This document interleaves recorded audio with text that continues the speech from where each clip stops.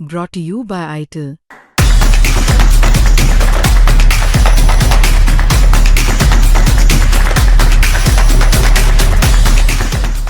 तो आदाब, नमस्कार, गुड इवनिंग, सत श्री अकाल। एक बार फिर आप तमाम लोगों का स्वागत है क्राइम तक की कहानी के इस एपिसोड में। उम्मीद है पूरी फैमिली अच्छी होगी, अपना और अपनों का ख्याल रख रही होगी। 9 घंटे के अंदर 2 अलग अलग महिलाओं के साथ ज़बरदस्ती और फिर एक मर्डर। मतलब पेशेवर कातिल भी या पेशेवर क्रिमिनल भी जब कोई क्राइम करते हैं तो बहुत प्लानिंग और सोच समझ कर करते हैं। यहाँ सिर्फ क्रिमिनल एक 19 साल का लड़का है। 19 साल के एक लड़के के अंदर इतनी सारी सोच और ऐसी चीज़ें, ऐसी प्लानिंग, ऐसी साजिश, सोच के परे की चीज़ है। वो भी वो लड़का जिसने अभी हाल में 12th का एग्ज़ाम दिया, 90% मार्क्स के साथ पास हुआ, और वो 2 अलग अलग शहरों में 9 घंटे के अंदर 2 क्राइम करता है। फिर उसके बाद उसका आप दिमाग देखें कि पुलिस से कैसे बचना है, क्या क्या ऐसी चीज़ करनी है कि पुलिस उस तक ना पहुँचे, और पुलिस को दूर रखने के लिए, गुमराह करने के लिए क्या क्या कदम उठाने, ये सब उसके दिमाग में चल रहा था। खुद पुलिस हैरान है क्योंकि उसका पिछला कोई रिकॉर्ड नहीं है राहुल का। आईआरएस अफसर की 22 साल की बेटी के साथ जो रेप हुआ और जो मर्डर हुआ 22 अप्रैल को दिल्ली के अमर कॉलोनी में, मैं उसी के आरोपी राहुल की बात कर रहा हूँ। उसका कोई क्रिमिनल बैकग्राउंड नहीं। 21 अप्रैल की रात से पहले और 22 अप्रैल की सुबह तक। लेकिन उसके बावजूद जो कुछ उसने सोचा, उसकी सोच बताती है कि वो एक क्रिमिनल माइंड का लड़का था। पुलिस को उलझाने के लिए क्या क्या करना है, पुलिस से बचने के लिए कैसे, कहाँ जाना है, किसको कांटेक्ट करना है, किस जरिए से कांटेक्ट करना है। क्राइम करने के बाद सबसे पहले राहुल कहाँ गया, किससे फ़ोन पे बात की, फ़ोन पे क्या कहा, और जब पुलिस को 4 दिन की उसकी कस्टडी मिली तो पुलिस ने जब उससे पूछताछ की तो उसने क्या जवाब दिया, ये पूरी कहानी आपके सामने है। 22 अप्रैल की सुबह तक की कहानी तो आपको पता है, कल भी सुनाई थी। 7:22 पर राहुल आईआरएस अफसर के घर से बाहर निकलता है। सीसीटीवी कैमरे इसके गवाह हैं। ये जो तस्वीर है ये 7:22 पर राहुल के आईआरएस अफसर के घर से बाहर निकलते हुए की। पीली शर्ट है, सफ़ेद पैंट है, स्लीपर है और पीठ पर एक पिट्ठू बैग है। अब यहाँ से इस घर से मेन गेट की दूरी पैदल चलने में कम से कम 5 मिनट लग जाता है, जो सबसे मेन गेट है इस कॉलोनी का। राहुल यहाँ से निकलने के बाद मेन गेट पर पहुँचता है। मेन गेट पर जाने के बाद वो थोड़ा आगे पैदल और चलता है, क्योंकि उसे डर था कि अब तक कहीं इंसिडेंट की खबर पता ना चल जाए और लोग उसके पीछे आए। तो बहुत तेज़ कदमों से उसके बाद आगे आगे चलता है। फिर सड़क किनारे एक टैक्सी को हाथ देता है। टैक्सी रुकती है, वो उसमें बैठता है और कहता है कि पालम रेलवे स्टेशन ले चलो। अब वो टैक्सी से बैठकर पालम रेलवे स्टेशन पहुंचता है। अब तक वक्त करीब अभी 8 बजे के आसपास का होगा। उसका इरादा ये था कि पालम रेलवे स्टेशन से वो कोई ऐसी लोकल पकड़ेगा ट्रेन जो राजस्थान की तरफ जाती है। हालांकि उसे अपने घर अलवर के राजगढ़ नहीं जाना था, लेकिन राजस्थान के और भी अलग अलग इलाकों में उसके बहुत सारे जानकार, दोस्त, रिलेटिव रहते थे, और उसे पता था कि यहाँ दिल्ली में उसने इस क्राइम को अंजाम दिया है। दिल्ली पुलिस सीसीटीवी के ज़रिए उस तक पहुँचने की कोशिश करेगी, तो इसलिए वो दिल्ली से दूरी बनाकर रखना चाहता था। लेकिन जब वो पालम रेलवे स्टेशन पहुँचता और पता करता है कि कोई ट्रेन इस वक्त जो राजस्थान की तरफ जा रही है, तो पता चलता है कि अभी तो नहीं है, 1.5 घंटे के बाद है। अब चूँकि वो एक कातिल एक ज़बरदस्ती करके आया है, मन में खौफ भी है कि कहीं पुलिस यहाँ तक ना आ जाए, तो इसलिए वो एक जगह पर ज़्यादा देर तक रुकना नहीं चाहता था। 1.5 घंटे तक ट्रेन का इंतज़ार एक प्लेटफॉर्म पर करना रिस्की था। राहुल अपना फ़ैसला बदलता है, पालम रेलवे स्टेशन से बाहर निकलता है। इसके बाद वो एक दूसरी टैक्सी करता है और फिर सीधे वहाँ से द्वारका सेक्टर 9 पहुँचता है। द्वारका सेक्टर 9 इसलिए कि इससे पहले राहुल का एक जानने वाला था जो द्वारका सेक्टर 9 में काम कर चुका था और उसे आसपास के लोकेशन का भी पता था। वो द्वारका सेक्टर 9 जाता है, उसी कपड़े में पिट्ठू बैग अब भी उसके पीठ पर है, और फिर द्वारका सेक्टर 9 में जाने के बाद एक कैसल मेरिडियन होटल है। ये जो आप तस्वीर देख रहे हैं ये उसी होटल की तस्वीर है। Castle meridian hotel. ये वहाँ काउंटर पर जाता है और एक रूम बुक करता है, रूम नंबर 201। फिर उसी रूम में एंट्री करता है। इसने अपने चूँकि कार्ड वार्ड दिए तो होटल वालों को भी कोई ऑब्जेक्शन थी नहीं और दे दिया। और अब तक राहुल की खबर या तस्वीर इस तरीके से सामने नहीं आई थी। अब राहुल सीधे रूम में जाता है और इसके बाद वो रूम से बाहर नहीं निकलता। जब उसने चेक इन किया कैसल मेरिडियन में, द्वारका सेक्टर 9 में, जो कि कैलाश कॉलोनी जहाँ उसने क्राइम किया था उससे करीब करीब 15 किलोमीटर की दूरी पर है और एयरपोर्ट के करीब है। और वहाँ से फिर गुरुग्राम और फिर राजस्थान का रास्ता भी जाता है मुंबई दिल्ली एक्सप्रेसवे के ज़रिए। लेकिन वो किसी तरह से वक्त ख़रीदना चाहता था ताकि छुपे और फिर आराम से निकले। अब वो 201 रूम के अंदर है 9:30 बजे। अंदर जाने के बाद वो जो पहला काम करता है वो फ़ोन निकालता है। वो फ़ोन उसका अपना नहीं है, वो गिरवी ऑलरेडी लूडो की लत के चक्कर में। उस फ़ोन से अब वो उसी होटल के वाईफाई का पासवर्ड पूछता है। जो भी होटल के अंदर आकर रुकते हैं जो गेस्ट, उनको पासवर्ड दे दिया जाता है होटल के अंदर वाईफाई यूज़ करने के लिए। तो होटल का वाईफाई पासवर्ड लेता है, मोबाइल को अपने ऑन करता है और उस वाईफाई से वो पहला कॉल गुरुग्राम में रहने वाले अपने चचेरे भाई, उसके चाचा के बेटे को करता है, जो गुरुग्राम में एक कंपनी में नौकरी करता है। फ़ोन करने के बाद वो उससे पूछता है, ये घबराया हुआ था। उसका कज़न उससे पूछता, तेरी आवाज़ इतनी घबराहट में क्यों है, तू घबराया हुआ क्यों है?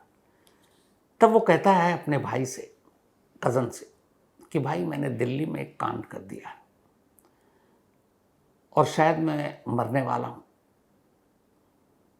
पुलिस मुझे कभी भी पकड़ लेगी। लेकिन मैंने जो अलवर के बारे में मेरे ऊपर इल्ज़ाम लग रहा है वो झूठा है, मैंने अलवर में कोई रेप नहीं किया। चूँकि उसके कज़न को ये पता था कि अलवर में उसके खिलाफ मुकदमा दर्ज हो चुका है एक रात पहले, वो चाचा का बेटा है तो गांव की सारी खबरें उस तक भी हैं। तब उसने कहा कि अलवर वाली बात झूठ है, लेकिन मैंने दिल्ली में एक कांड कर दिया है। क्या किया ये उसने नहीं बताया, पर उसने कहा कर दिया है, शायद मैं मर जाऊं और वरना पुलिस तो मुझे पकड़ ही लेगी। इतना बताकर वो फ़ोन काट देता है। अब इसके बाद वो इसी कैसल मेरिडियन होटल के अंदर है। पुलिस अब तक राहुल को सीसीटीवी कैमरे के ज़रिए पहचान चुकी थी। हालांकि पुलिस इस बात को भी लेकर परेशान थी कि 8 महीने तक इस घर में राहुल ने काम किया। इस दौरान में घर का सारा सामान, रोज़मर्रे की ज़रूरत की चीज़ लाने का काम वही करता था और उसे पता था कि इस कॉलोनी में चारों तरफ सीसीटीवी कैमरे लगे। उसे ये भी पता था कि इस घर के सामने भी कैमरे लगे जहाँ वो कार के पास खड़ा हुआ था। उसे ये भी पता है कि मेन इस कॉलोनी के एंट्री के मेन गेट पर भी कैमरे लगे। तो पुलिस को ये समझ में नहीं आया कि अगर वो इस घर में किसी क्राइम को करने के इरादे से आया था तो उसने अपना चेहरा क्यों नहीं ढका, या तो कैप से या फिर मास्क से, किसी भी चीज़ से। पर फिर पुलिस को लगा कि शायद उसे ये एहसास हो, डर हो कि अगर चेहरा ढक के जाएंगे तो लोगों का ध्यान उसकी तरफ जाएगा। तो खैर, अब पुलिस को राहुल का पता मालूम था। राहुल को ढूंढने के लिए अलवर के राजगढ़ में एक टीम जाती है, लेकिन राहुल वहाँ था नहीं, मोबाइल उसका बंद, नंबर ऑन नहीं। तब पुलिस फिर ऐसे लोगों की तलाश शुरू करती है जो दिल्ली में या दिल्ली के आसपास रहते हैं, जो राहुल के दोस्त हों या रिश्तेदार हों। तो जब घर वालों से पूछताछ होती है, गांव वालों से पूछताछ होती है, तब वो बताते हैं कि साहब गुरुग्राम में उसका एक कज़न रहता है और उसके साथ उसकी करीबी भी है। तो जैसे ये बात पता चलती है, पुलिस को लगा कि वो पक्का गुरुग्राम में अपने भाई के यहाँ छुपा होगा। अब गांव वालों से पुलिस उस कज़न का नंबर लेती है, उस नंबर को सर्विलांस पर लगाती है, लेकिन कोई ऐसी जानकारी नहीं मिलती। पर हाँ, पुलिस देखती है कि इसके बाद 2-3 कॉल इंटरनेट कॉलिंग के थ्रू की गए। तब तक पुलिस की एक टीम गुरुग्राम पहुंच गई थी, उसके कज़न को उठा लिया। उसके बाद पुलिस अपने साथ लाई, अब कड़ाई से पूछताछ। तब कज़न ने पहली बार बताया कि सुबह उसके पास एक कॉल आया था और कॉल राहुल ने किया था और राहुल ने ये कहा था कि दिल्ली में मुझसे एक कांड हो गया, पुलिस मुझे पकड़ लेगी, मैं मर भी सकता हूँ। लेकिन अलवर में मैंने कुछ नहीं किया। अब जब ये सारी चीज़ें पता चली तो फिर पुलिस ने उस कॉल को जो किया और जो भी नंबर था उसके ज़रिए फिर डिटेल पता करना शुरू किया, तो पता चला कि ये दिल्ली के द्वारका सेक्टर 9 के होटल कैसल मेरिडियन के वाईफाई को इस्तेमाल कर फ़ोन किया गया। पुलिस की फ़ौरन एक टीम पहुंचती है और ये सारी चीज़ों में कई घंटे बीत चुके। अब शाम के करीब 6 बजने वाले हैं। 5:45 के आसपास पुलिस की टीम कैसल मेरिडियन में दाखिल होती है, लेकिन सादी वर्दी में, ताकि उन्हें यह था कि अगर राहुल कहीं आसपास हो, रिसेप्शन पे हो, तो पुलिस की वर्दी देखकर भाग न जाए। पर इत्तेफाक से कोई था नहीं। पुलिस जाकर पूछती है, तस्वीर दिखाती है, रजिस्टर मांगती है कि आज कौन कौन यहाँ आया। इत्तेफाक से उस रजिस्टर में राहुल का नाम भी असली था। वो अपने ओरिजिनल नेम से उसने रूम लिया था। इसके बाद रूम नंबर पता चलता है। पुलिस होटल के स्टाफ हाउसकीपिंग वालों को साथ लेकर 201 के बाहर जाती है। डोरबेल बजाती है। हाउसकीपिंग वाला बताता है कि मैं कौन हूँ। राहुल को लगा कि होटल वाला है। दरवाज़ा खोलता है, पीछे सादी वर्दी में पुलिस। राहुल अब दिल्ली पुलिस के शिकंजे में था। इसके बाद पुलिस अब उसे लेकर अपने साथ वापस आती है अमर कॉलोनी, जो थाना पड़ता है, वहाँ। थाने में लाकर अब राहुल से पूछताछ शुरू होती है। राहुल से अलग अलग किस्तों में लंबी पूछताछ हुई। उस पूरी पूछताछ में राहुल ने क्या क्या बताया, दिल्ली पुलिस के जो सोर्सेज उनके हवाले से आपके सामने रखता हूँ। जो पहली चीज़ थी वो ये कि तुमने ये क्राइम किया, IRS अफसर की 22 साल की बेटी का मर्डर किया, रेप किया। पहले तो राहुल को लगा कि कत्ल वाली बात तो चलो ठीक है, रेप की बात से मुकर जाओ। उसने कहा नहीं, मैंने ऐसा कुछ नहीं किया। फिर जब पुलिस ने कैमरे, जो CCTV कैमरे की तस्वीरें और वो दिखाई, उसके जाने की और आने की, और दोनों तस्वीरों में फ़र्क था। राहुल जब गया तो पीली शर्ट, काली पैंट और शूज़ में गया था, कोई पिट्ठू बैग नहीं। लेकिन जब वह वापस आया तो पीली शर्ट, वाइट ट्राउज़र और स्लीपर, जूता गायब और पीठ पे पिट्ठू बैग। 3 कैमरों के ज़रिए जब राहुल को दिखाया गया टाइमिंग के साथ कि तुम यहाँ थे, तो फिर राहुल के पास इनकार करने की कोई वजह नहीं थी। फिर उसने कहा हाँ मैं घर गया। फिर भी उसने पुलिस को गुमराह करने की कोशिश की। उसने कहा कि 1.5 महीने पहले जब मुझे निकाला गया था, मेरे पे कुछ पैसे घर वालों के पास थे, तो मुझे आंटी ने कहा कि ठीक है तुम आ जाना और ले लेना। आंटी मतलब IRS अफसर की वाइफ और उस 22 साल की लड़की की माँ। तो उसने कहा मैं अपने पैसे लेने गया था। पुलिस ने कहा कि हमारी उनकी वाइफ से बातचीत हुई है, तुम्हारी तो कोई बात ही नहीं हुई और ना तुम्हारे ऊपर कोई बकाया था उनका। उसने कहा कि नहीं, मुझे बुलाया था। अब पुलिस ने फिर सख्ती से एक एक करके सारे सवाल जब पूछने लगे, तब उसने बताया कि मैं लूडो में पैसे हार गया था, मेरा दोस्त है एक विष्णु, और पैसे कैसे हारा। इसने कहा मेरा नसीब बड़ा अच्छा था। 20 अप्रैल तक ये लूडो खेल के ऑनलाइन गेमिंग से 5 लाख रुपए जीत गया था राहुल। पहली बार जब से उसको इसकी लत लगी थी, इतना बड़ा अमाउंट जीता था। और जब वो खेल रहा था, उसके साथ उसका दोस्त राहुल भी बैठा था और वो भी खेल रहा था, लेकिन राहुल नहीं जीत पाया। और राहुल के पास कुल जो पैसे थे 90,000 वही जीत पाया था, और ये 5 लाख। अब इसमें होता ही है कि कुछ पैसे तुम दो, कुछ खेल लो। तो उसने कहा देख, मैंने भी कुछ पैसे दिए, तो उन्हें 5 लाख दिए, इसमें से मुझे दे। उसने कहा मैं पैसे तो दूंगा नहीं, ये तो मैंने जीता है।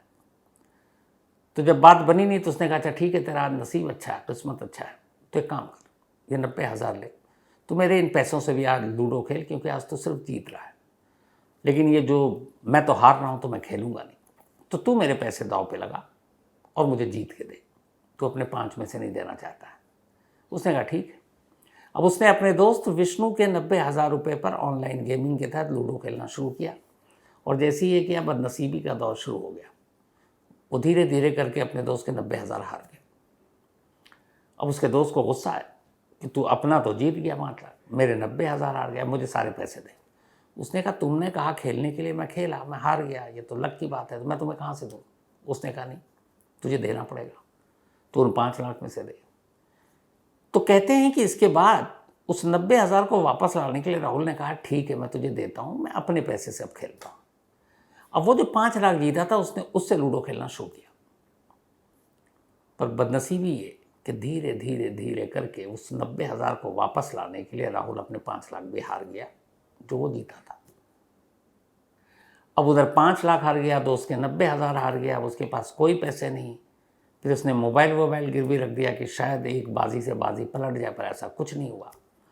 अब जब बिल्कुल पैसे खत्म और सारे पैसे हार गया, तब विष्णु अड़ गया कि नहीं, मुझे तुमको पैसे देने पड़ेंगे और जो 90,000 तुम खेल रहे थे वो कम से कम मुझे लौटाओ। उसने कहा पैसे हैं नहीं। उसने कहा दो, नहीं तो अच्छा नहीं होगा। तब उसने कहा अच्छा ठीक है, मैं पैसे का इंतज़ाम करके तुम्हें देता हूँ। अब तक क्राइम दिल्ली में कहाँ क्या कैसे करना ये राहुल के दिमाग में नहीं है, अभी तक सिर्फ पैसे लौटाने की बात है। अब इसके बाद उसी रात ये सब खत्म हो गया, ये दोनों बाइक पर जा रहे हैं। विष्णु को गांव में एक शादी में जाना था, उसको शादी में जाना था। उसने कहा तू मेरी बाइक और चाबी ले और ये घर पे मैंने पहुंचा दे, चाबी मेरी वाइफ को दे दे और मैं शादी में जा रहा हूँ। तो बकौल विष्णु इसके बाद राहुल उसके घर जाता है। बीवी अकेली थी, वो चाबी देने के लिए दरवाज़ा खुलवाता है, बीवी को देखता है, फिर उसके साथ ज़बरदस्ती करता है और उसी की बीवी का मोबाइल उठाता है जिसमें 2 सिम थे, एक तोड़ देता है, एक उसी में रहने देता है और फिर उसी मोटरसाइकिल पर जो वो देने आया था वहाँ से भाग जाता है और फिर दिल्ली मुंबई एक्सप्रेसवे पर जाकर बाइक को रोक देता है और एक वैन में लिफ्ट लेता है। अब उसके दिमाग में जब वो मुंबई एक्सप्रेसवे तक पहुंचा तो ये था कि अब क्या करें। तब पहली बार उसे ख्याल आया कि दिल्ली में अमर कॉलोनी चलते हैं, क्योंकि 1.5 महीने पहले उसने नौकरी छोड़ी थी, 8 महीना कर चुका था, उस घर की एक एक रूटीन से वो वाकिफ था। तब उसने कहा वहाँ चलते हैं, वहाँ अलमारी में मैंने देखे हैं काफ़ी कैश होते हैं, 2-2.5 लाख तो होते ही, इतना आधा दे दूंगा विष्णु को, आधा काम हो जाएगा। तब वो कैब वाले से कहता मुझे दिल्ली ले चलो और अमर कॉलोनी के ठीक थोड़ा पहले वो आकर रुक जाता है। रुकने के बाद फिर वहाँ से पैदल आता है, फिर तस्वीरें आपने देखी हैं और उसे पता था रूटीन क्या है, तो इसीलिए टाइमिंग का बड़ा ख्याल रखता है कि 6 बजे हस्बैंड वाइफ जिम जाते हैं और 7:30 लौटते हैं। 2 जो और नौकर काम करते हैं वो 8 बजे आते हैं, यानी कि 6 से 7:30 का वो टाइम है जब घर में कोई नहीं होता, कई बार उनकी बेटी भी नहीं होती। इसी के बाद वो घर पहुंचता है 6:36 के आसपास सुबह, पर वहाँ जाता है तो घर में बेटी। अब उसे लगा ये क्या, चोरी कैसे करे। बेटी भी समझ गई अभी इसको निकाला गया और यहाँ सुबह सुबह इस तरह, समझ गई गड़बड़ है। वो शोर मचाना चाहती थी, उसने उस पर काबू पाने की कोशिश की, फिर उसने उसके सर पर ज़ोर से मारा। इसके बाद वो बेहोश हो गई। बेहोश होने के बाद उसने उसके साथ ज़बरदस्ती की, फिर उसके थंब इम्प्रेशन से लॉकर खोलने की कोशिश की, नहीं खोला तो फिर तोड़ा और करीब 2 से 2.5 लाख रुपए और कुछ जेवर निकाले, बैग में डाले, पैंट बदला जिस पर खून लग गए, जूता बदला जिस पर खून लग गए, स्लीपर पहना, उसी घर का पिट्ठू बैग लिया, उसमें चोरी का माल डाला और लेकर चला गया। और फिर यहाँ से आपको पता है कि वो कैसल मेरिडियन होटल तक पहुँचा था। अब पुलिस ने पूछा कि तुम उस घर में थे, उस घर के लोगों का बर्ताव कैसा था। उसने कहा मैंने वहाँ 8 महीने काम किए, 8 महीने में मुझे हर महीने ये 20,000 रुपये दिया करते थे महीना, ठीक ठाक था 20,000 रुपये। और उसने कहा उन घर वालों का बर्ताव मेरे प्रति बहुत ही अच्छा था, वो बहुत तमीज़ से पेश आते थे, यहाँ तक कि त्यौहार के मौके पर, होली दिवाली पर वो हमें बोनस भी देते थे, कपड़े भी देते थे कि त्यौहार है लो। तो पुलिस ने पूछा जब घर वाले इतने अच्छे थे तो तुम्हें नौकरी से क्यों निकाला। तो उसने बताया कि असल में लूडो वहाँ भी खेलता था, लत लगी हुई थी, छोटे छोटे जीतता फिर हारता। कई बार ऐसा होता कि लूडो खेलने के लिए पैसे नहीं ऑनलाइन गेमिंग में, तो उस घर का राशन में ही लाता था और उसी कॉलोनी के पास 2-3 दुकानें जहाँ से वो लेकर आता था, तो वहाँ जाता था, वहाँ से राशन ले आता था। तो कुछ दुकानदारों से पैसे मांगे, उन्हें पता था मैं साहब के यहाँ काम करता हूँ, वो दे देते थे और मैं उन्हें लौटा भी देता था। फिर कई बार ऐसा हो कि सामान लेने गया पैसे लेकर, पर उसने सामान लिया और कहा कि साहब या मैम के पास अभी पैसे नहीं है, वो आएंगे तो दे देंगे। उन्हें भी पता है इतने बड़े अफसर हैं, दुकानदार बिना पैसे लिए हुए दे देता था, जबकि वो पैसा लेकर आता था और उस पैसे से फिर वो गेम खेल लेता था।